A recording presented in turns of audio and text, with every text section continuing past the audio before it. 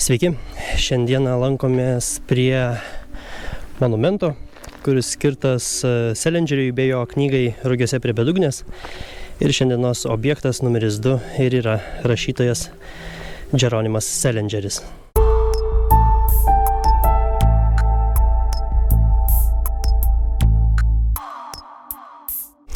Selingerio knyga Rugiuose prie bedugnės yra viena iš tų knygų, kurios yra dažnai įtraukiamos į mokyklų mokymosi programą kaip knyga, kurią reikia perskaityti. Ir mokykloje aš tos knygos neperskaičiau, bet užtat ją perskaičiau prieš keletą metų, kada pamačiau filmą apie Selingerį ir iš tikrųjų ta visa istorija mane sudomino, nes ta knyga kai kurios žmonės tiesiog fanatiškai paveikė. Ir galvojau, kas tai per knyga.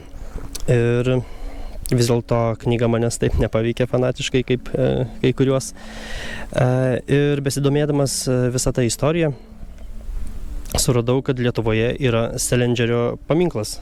Ir man buvo truputį keista ir galvojau, vau, Selingerio paminklas, kuris Amerikoje kažkaip ir čia Lietuvoje yra kažkas susijęs su tuo. Tai buvo, tiesiog įdomu, kad visa ši istorija apie Selingerį ir jo knygą Rugiuose prie bedugnės visai įdomi istorija, kurią šiandieną ir noriu pasidalinti su jumis. Vienas svarbiausių amerikiečių 20-ojo amžiaus grožinės literatūros rašytojų laikomas Jeromas Selingeris yra kartu ir vienas paslaptingiausių rašytojų. Kai autoriui buvo 21 metai, jo trumpos istorijos jau buvo spausdinamos žurnaluose, tačiau niekas, įskaitant ir patį autorių, nenumatė jo pirmojo ir iki šiol vienintelio romano sėkmės. 1951 metais, kai jam buvo 32 metai, jis parašė romaną Rugiuose prie bedugnės, kuriame kandžiai ir su humoru kalbančių 16-mečio Holdino Caulfieldo istorija sulaukė didžiulio pasisekimo. Jeromas Davidas Selingeris gimė 1919 metais sausio 1 dieną Niujorke. Jo tėvas Salamonas Selingeris buvo lietuvių kilmės žydas, o mama Miriam Džilich buvo vokiškos ir airių kilmės krikščionė.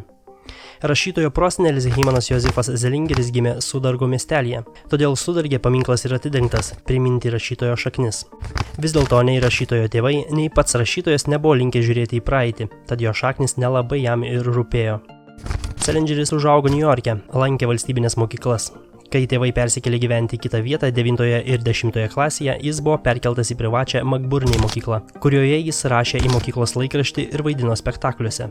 Jam patiko aktorystė ir jis norėjo vaidinti, bet tėvas nepritarė jo norams ir užrašė jį į karo akademiją. Vis dėlto sūnus neprieštaravo tėvų norams ir 1936 metais jis baigė mokyklą ir už tinkamą moralinį elgesį ir sėkmingai išeitą mokymo programą jam buvo suteiktas kadetų pulkininko vardas. Tais pačiais metais įstojo į Niujorko universitetą, kurį neilgai trukus metė, o tėvas, norėdamas, kad sūnus eitų jo pėdomis ir išmoktų sūrio ir mėsos importo verslo, nusiuntė sūnų dirbti į Europą, kur jis dirbo Austrijoje ir Lenkijoje. Vienoje jis gyveno 10 mėnesių, žydų kvartale su šeima, kurią pamėgo ir vėliau ją idealizuodavo. Su šeimos dukterimi turėjo pirmą rimtą romaną. Selingeris paliko Europą 1938 metais, prieš pat vokiečių karinėms pajėgoms įžengiant į Austriją. Po karo jis nesėkmingai bandė ieškoti šeimos narių ir merginos, tačiau per holokaustą buvo nužudyti visi šios šeimos nariai. 1948 metais buvo išleistas jo kūrinys Mergina, kurią pažinojau, kuris buvo atminimas šeimai ir merginai. Lenkijoje jam teko dirbti skerdykloje, kas manoma jį tik dar labiau atgrasė nuo tėvo verslo, tad jis puikiai suprato, kad nenori eiti tėvo pėdomis. Grįžęs iš Europos, jis įstojo į Ursinus koledžą Koledžvilyje, Pensilvanijoje, tačiau metė studijas po vieno semestro. 1939 metais Jeromas Selingeris pradėjo lankyti Kolumbijos universiteto kūrybinio rašymo kursus, kurio dėstytojas buvo Vitas Barnetas, žurnalo Stories redaktorius, kuriame buvo išspausdintas ir pirmasis jo kūrinys Jaunuoliai. Barnetas pastūmėjo Selingerį dažniau kurti ir tapo jo mentoriumi. Netrukus jo kūriniai pasirodė ne tik Stories žurnale, bet ir kitose, tokiose kaip Colliers ir Saturday Evening Post. Selingerio svajonė buvo, kad jo kūrinius spausdintų The New Yorker, žurnalas, kuris buvo prestižinis ir gerai vertinamas. Be to, autoriai gaudavo didesnius honorarus už kūrinius negu kitose žurnaluose. Jeromo Selingerio visos istorijos, kurios buvo siunčiamos į New Yorker žurnalą, buvo atmetamos. 1941 metais jis susipažino su Anna O'Neill, žinomo dramaturgo Eugenijaus O'Neill dukterimi. Jie pradėjo susitikinėti. Jis dažnai jai skambindavo ir rašydavo ilgus laiškus. Tačiau santykiai nutrūko, kai O'Neill susipažino su Charliu Chaplinu ir neilgai trukus ištekėjo už jo. 1941 metų pabaigoje atrodė, kad tuo išsipildys jo svajonė. Žurnalas priėmė jo vieną istoriją apie nepatenkintą paauglį Holdeną Caulfieldą. Tai buvo pirmasis Rugiuose prie bedugnės herojaus pasirodymas. Kūrinio paskelbimas New Yorker žurnale turėjo tapti dideliu lūžiu Salingerio kaip rašytojo karjeroje. Bet gruodžio mėnesį Japonija įvykdė ataką Pearl Harbore ir istorija tapo nebeskelbtina. Salingerio pasakojimas apie nepatenkintus paauglius buvo laikomas prieštaraujančių šalies karo nuotaikai. 1943 metais žurnalas informavo rašytoją, kad kūrinys pasirodys kalėdinėme numeryje, bet reikia jį sutrumpinti dėl vietos trūkumo, ir Salingeris sutiko tai padaryti. Vis dėlto kūrinys nebuvo išspausdintas iki pat 1946 metų, o ši patirtis sukėlė išdavikiškus jausmus rašytojui, kurie pagilino jo įtarimus ir lydėjo jį visą likusį karjeros laiką dėl redakcijų taikomų metodų ir motyvų. Praėjus keliams mėnesiams po to, kai Jungtinės valstijos įsitraukė į Antrąjį pasaulinį karą, Jeromas Salingeris buvo pašauktas į kariuomenę. Jis buvo vienas tarp pirmųjų karių įžengusių į Paryžių, kuris buvo nesenai išlaisvintas nuo vokiečių okupacijos, kuriame susitiko su rašytoju Ernestu Hemingvėjumi, kuris tuo metu dirbo Paryžiuje korespondentu. Per karo laikotarpį jis dalyvavo įsilaipinant Normandijoje, kovėsi Ardėnų mūšyje. Dalyvavo išlaisvinant Kauferingo 4. koncentracijos stovyklą, kuri buvo Dachau sublageris. Karo patirtis paveikė rašytoją emociškai.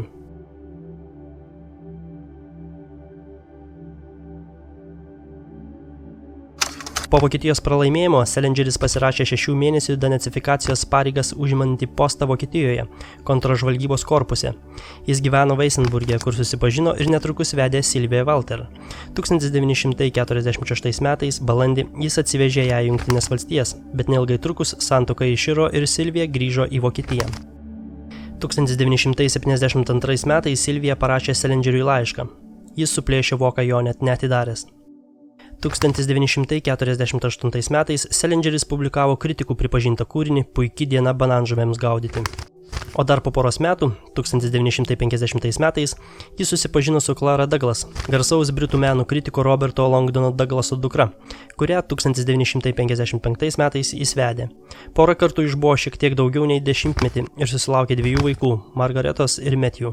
Dar po metų, 1951 metais, kai Jeromui Salingeriui buvo 32, išleido pirmąjį ir vienintelį romaną Rugiuose prie bedugnės, kuris sulaukė nepaprastai didelės sėkmės. Knyga sulaukė teigiamų atsiliepimų, tačiau kai kurie kritikai nebuvo tokie malonūs. Jie manė, kad pagrindinis Caulfieldo veikėjas ir jo siekis kažko tyro apgaulingame pasaulyje propaguoja amoralias pažiūras. Kai kurie krikščioniškų bažnyčių atstovai ir nemaža dalis tėvų nemėgo knygos personažo dėl jo šiurkščios kalbos ir moralės trūkumo. Jie laikė jį iškrypėliu ir neigiamą įtaką darantį jaunam skaitytojui. Romane vaizduojamas jauno žmogaus intuityvus pažinimas, priešinimas suaugusiųjų pragmatizmui ir netikroms miesčioniškoms vertybėms. Nuo 1961 iki 1982 metų knyga Rugiuose prie bedugnės buvo labiausiai cenzūruota knyga vidurinėse mokyklose ir bibliotekose Jungtinėse valstijose. Laikui bėgant knyga tapo neatsiejama akademinės literatūros mokymo programos dalis. Iki šiol parduota daugiau nei 65 milijonai knygos kopijų. Kai kurie knygos herojaus Caulfieldo veikėjo buvo lyg apsėsti. Markas Davidas Chapmanas, nužudęs Johną Lennoną, suėmimo metu turėjo su savimi knygos egzempliorių, o vėliau paaiškino, kad nužudimo priežastis galima rasti knygos puslapiuose. Bought a copy of The Catcher in the Rye, signed it to Holden Caulfield from Holden Caulfield and wrote underneath that, "This is my statement." Jonas Hinckley's, kuris bandė nužudyti prezidentą Ronaldą Reiganą, taip pat buvo apsėstas knygos. Po pasikėsinimo jo viešbučio kambaryje taip pat buvo rasta ši knyga. Robertas Jonas Burdo, kuris nužudė amerikiečių aktorę ir modelį Rebecca Schaffer, nužudimo metu taip pat turėjo su savimi knygos egzempliorių. Nenuostabu, kad Rugiuose prie bedugnės pakėlė Salingerį iki neprilygstamos literatūros šlovės. Jaunam rašytojui, kuris įnirtingai jo siekė, sėkmė, kurios jis regis troško jaunystėje, tapo tuo, nuo ko jis bėgo, kai ji atėjo. Jis pradėjo praktikuoti zen budizmą, skaityti Ramakrišnos evangeliją ir medituoti. 1953 metais, praėjus 2 metams po knygos išleidimo, jis pasitraukė į nuošalį vietą Korniše, Naujajame Hempšyre, ir vis rečiau pateikdavo savo kūrinius publikuoti.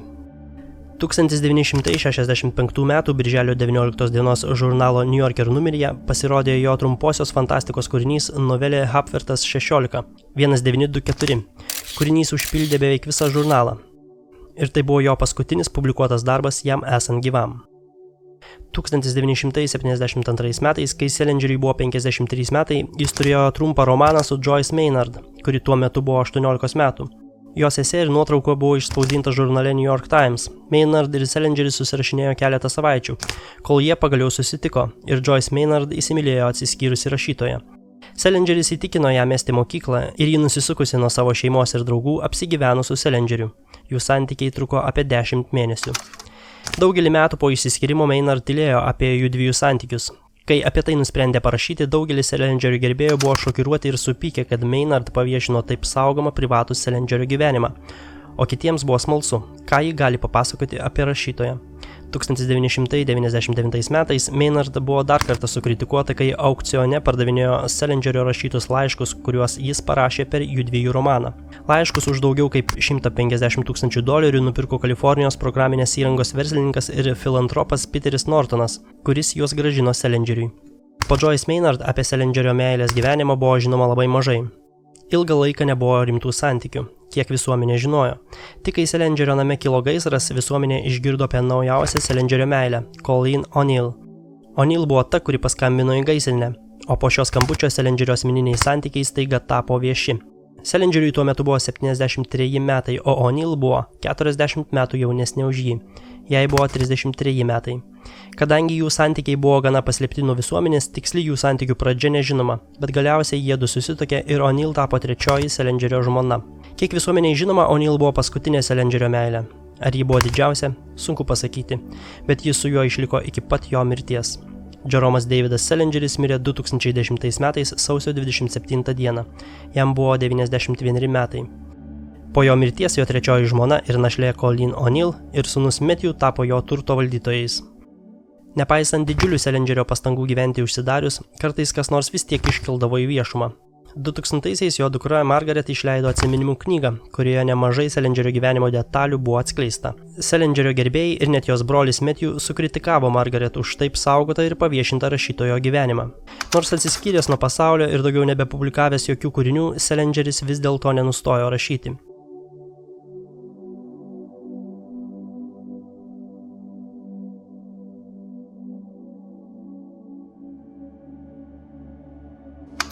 2019 metais jo sūnus Matthew davė interviu, kuriame užsiminė, kad rašytojas nenustojo rašyti ir visada rašė, ir kad jie žada publikuoti nepaskelbtus rašytojo kūrinius.